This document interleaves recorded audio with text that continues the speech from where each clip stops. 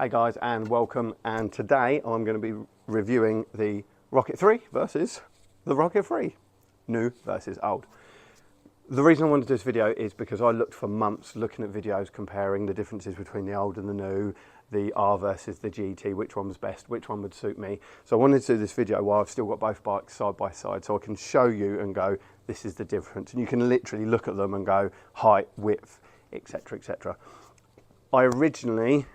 So I've had this one a year and a half, and I originally upgraded to an R, but after about 2 weeks I realised the R wasn't for me, so I've got the GT. I've now sold the R. But if you want to watch a video in the comparisons, the GT versus the R, I've got that video side by side and talk about the differences. But in this one, I'm going to talk about the old versus new and the differences. I have also just fitted mid pegs to the GT and a quick shifter, and I have just had it unrestricted as well, and the throttle sensor's changed. So my next video, I will be doing a full breakdown on what I had done, how it feels, the difference between a completely standard Rocket, which is mental, and the now unrestricted, unleashed version. So if you just come a little bit closer, as you can see, I wanted to show you ride height. Everyone talks about the power and the weight. Now it is on a slight hill, but if I sit upright, you can see it's a bit of a lift to get up, but once you get up, it's okay. So the glory is here. You can obviously have a look with me sitting on it. Now I'm 5'7".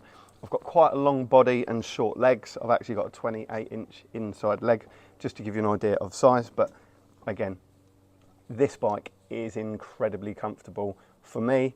It's got the screen on it. It's got all the bikini fairings, so I do think it looks pretty cool as well. But I'm going to sit on that one to show the difference between the two. So compared to the two.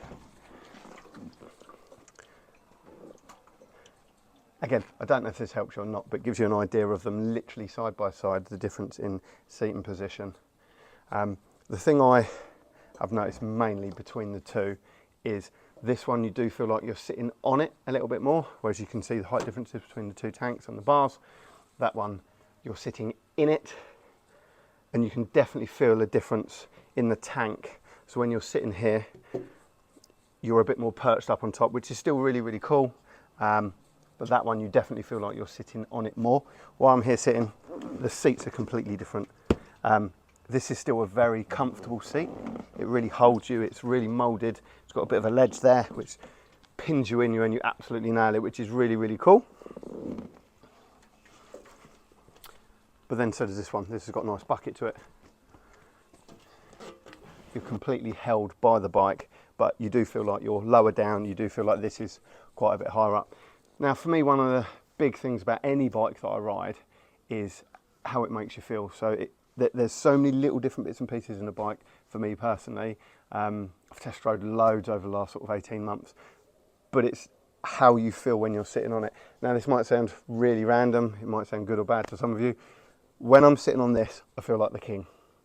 It's a big engine, it's a big bike.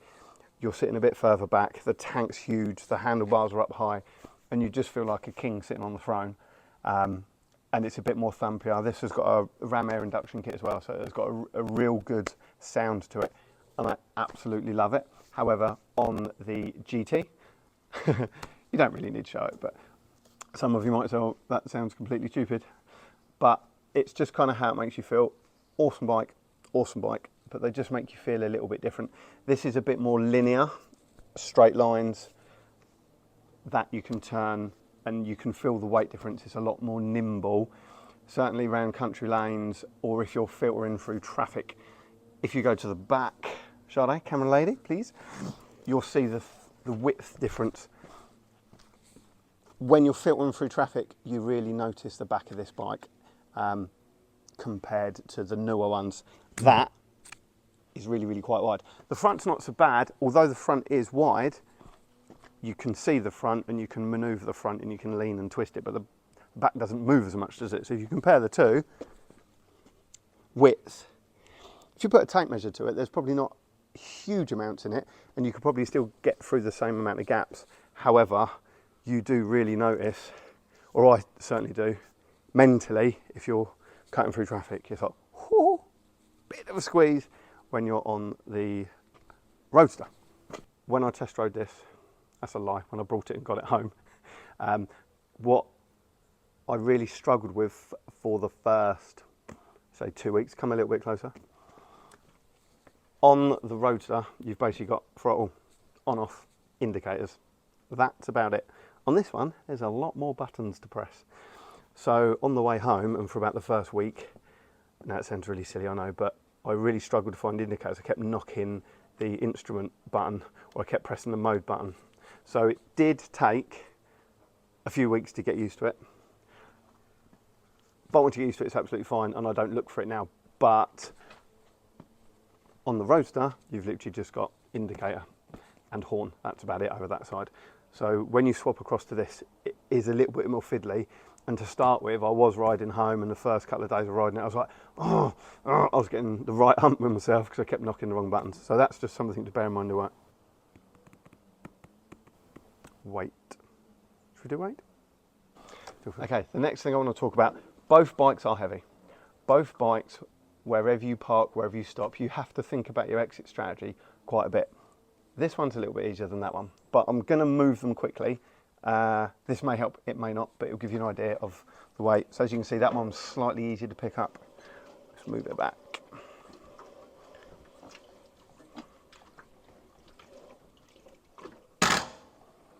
Now I'm just going to compare it on this tiny little slope right outside my house.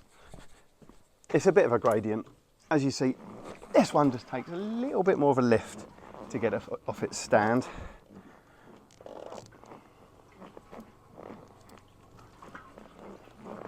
And you'll notice, just pushing it back, you've just got that little bit of extra weight. Just to give you an idea on the weight and how much extra effort this one takes, the driveway is about at an angle like that here. It's not particularly steep, but you will see the difference. It's a bit of a push.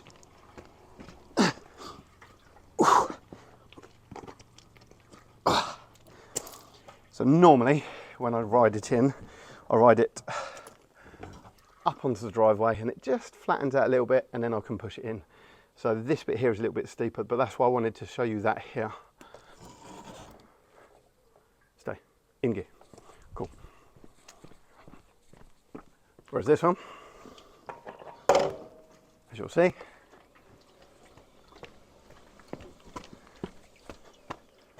moves a little bit easier. So as you can see, this one moved a fair bit easier on the same slope. It is a bit of a hill. I wouldn't recommend pushing them around, but when you're in a car park, when you go out for the day and you park somewhere, you've got to be really mindful of where you park them. The Roadster more than the new versions. Okay, so the next thing I want to talk about is the brakes. People say the brakes on the old one aren't that great, but I actually don't think they're that bad. They work. The bike's heavy, does take a bit more stopping, certainly compared to a sports bike, a race bike. Even my wife's Speed Twin, you can notice a difference, mainly because of the weight. And on these, they are a lot better. So people say they are, but they are definitely a lot better. However, when I first got this and I was riding at home, I actually thought the brakes wasn't that good. Because I was being quite light and quite ginger with them, they didn't work as well. So what I found was light pressure on the old Roadster works better than light pressure on this. However, a bit more of a squeeze and all of a sudden you feel them jump on and they're really good. A lot of people are complaining about rear brake fade. That is a thing. It happened on the R and it has happened on this GT. And a lot of people are complaining and moaning about it, and is it worth buying one of these because of that issue? Answer, 100% yes.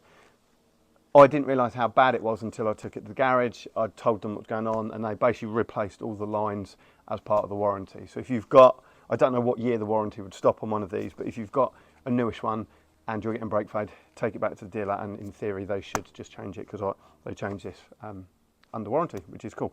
So one thing I want to talk about is the dash. Now there are loads of videos talking about all the systems and processes and bits and pieces, but for me this one just looks smarter and cleaner. It's also got auto light settings, so for example if you go for a tunnel it switches over to night mode so you can still see it.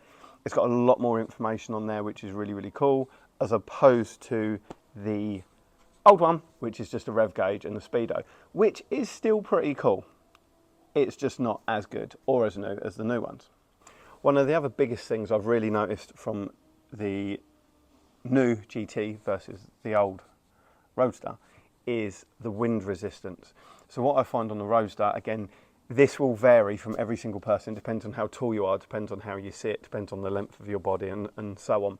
But what I find on the Roadster is the wind, even with the fairing on, it tends to sort of come up, hit my chest quite hard, which I don't mind, and then above 85, I would say, it starts to lift my helmet. Obviously that's on a race course.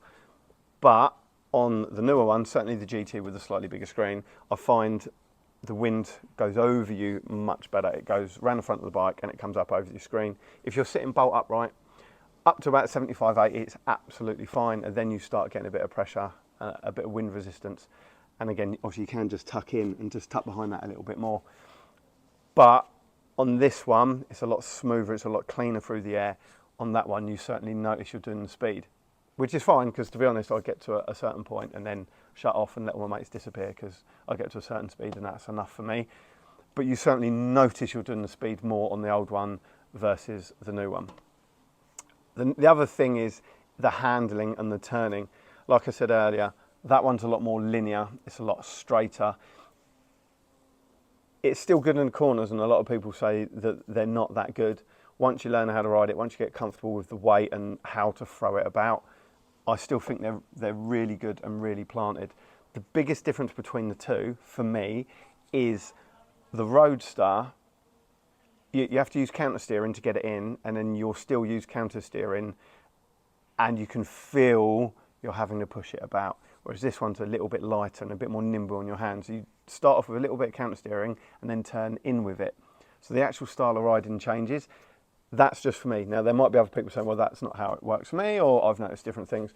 That's just my own personal riding, and that's what I've noticed when I'm turning, cornering, etc. The other thing is, because this is lighter, now this might sound really silly, but a simple thing like pulling away from traffic lights, I have to think about this one a little bit, because it's lighter in your hand, because it's a lighter, more nimble, agile bike. When we just pull away on that one, traffic, stop, start. Just pull away and it goes perfectly straight. But what I've found on this one, I've only had this one a month, is when I pull away, if I'm as relaxed as I am on that one, it tends to just sort of go left or right just a tiny bit, because it's a little bit lighter in the hand. I pull away and oh, like that. So I have adjusted my pulling away and riding styles to suit, but it has taken a little while to adjust to the new style of riding. There is so much more I could say and go on about, but I think every other video that I've watched has covered it. If you want to see them riding, just watch another video. There's plenty of people that have reviewed these bikes and ridden and talked while they're going, same as the old one. If you want to know the technical data about how big the tank is, the power and so on, again, there's plenty of people done loads of reviews. I just literally wanted to sit them side by side and talk about a few things that other people hadn't spoke about that I thought that was quite important. The big question, I guess, which one would I buy or which one would I keep? Honestly, on a budget, if I had to choose and I was on a budget, I'd probably keep the Roadster. However, given choice, I've sold the R. That one is for sale. Hopefully going next week. If it doesn't, then I'll just re-advertise it and we'll go again. I love both bikes. I really do love both bikes. But if I had to just have one of them, which I have got to have one of them has to go, then I will be keeping the GT. I talked about feeling earlier and how the bikes made me feel, but what do the bikes feel like? Now for me, the Roadster, that's a 2015 model, feels like or reminds me of the Terminator, the old Terminator. Big, chunky, unstoppable, a little bit clunky and a little bit slow. Whereas the new style rocket, for me, I find is a bit more like the T1000. It's a bit smoother, it's a bit slicker, it's a bit cooler. It's definitely better, but there's just something about the old Roadster that is still really cool. So if you're on the fence and not sure, is the upgrade worth it? Maybe not. But this has definitely got a lot more toys. It is definitely lighter. It's easier to move. The headlights are better. The dashboard is better. The brakes are better. They've just upgraded everything that needed to be upgraded in that. But that's not to say that that's not a bad bike. I still love that bike. I still do take it out until the new owner comes and picks it up. So if you've got any questions, please fire them away. I'll do my best to answer them. If you've got a bike that you want me to test ride, then please give us a shout out and I'll happily test ride it for you. So I hope you've enjoyed this video. I hope it maybe answer some questions, or if you're looking at maybe upgrading or the difference between two bikes. I really do hope this helps. Take care, good luck, and see you soon.